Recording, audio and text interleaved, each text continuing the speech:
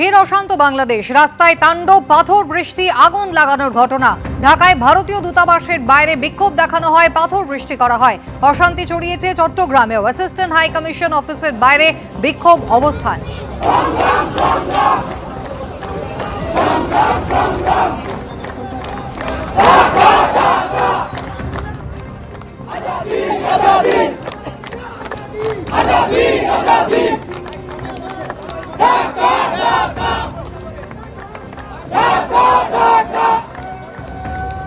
বাংলাদেশে দুটি সংবাদ মাধ্যম অফিসে আগুন লাগিয়ে দেওয়া হয়। সংবাদ মাধ্যমের অফিসে ঢুকে ভাঙচুর চালানো হয়, লুটপাট করা হয়।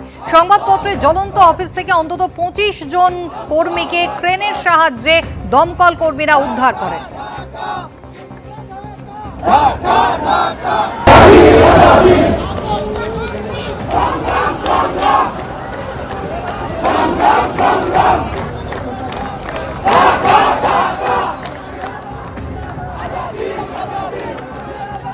এ নিয়ে আমরা কথা বলেছিলাম ব্রিগেডিয়ার দেবাশিস দাসের সঙ্গে, তিনি কি জানিয়েছেন এবার দেখুন।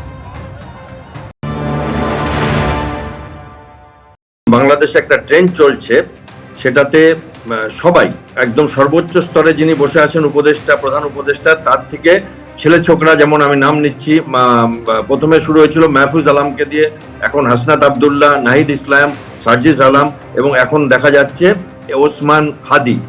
এরা সবার একটাই কাজ, ভারত বিদ্বেষিতা করে যদি কোনো রকম ভাবে ক্ষমতায় আসা যায় ইলেকশনে। কারণ বাংলাদেশের অভ্যন্তরীণ অবস্থা সাধারণ মানুষের অতটা ভালো না, মুদ্রাস্ফীতির কারণে, আইন প্রশাসনের অবনতির কারণে।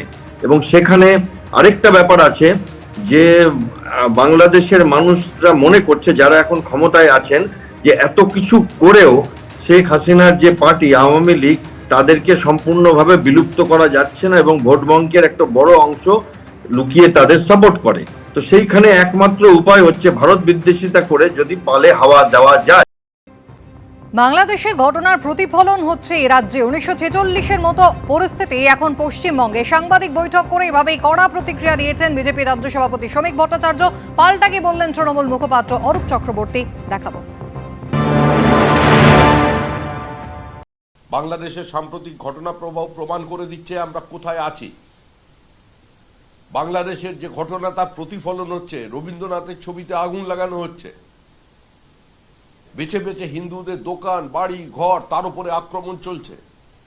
মেয়র প্রকাশ্যে দাওয়াতে ইসলামের কথা বলছেন কলকাতায় বসে।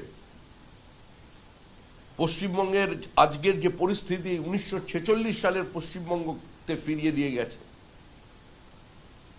তাই বর্তমান প্রজন্মের স্বার্থে, ভবিষ্যৎ প্রজন্মের স্বার্থে, যাতে বাংলাদেশ না হয়ে যায় তার স্বার্থে আজকে মানুষকে এগিয়ে আসতে হবে।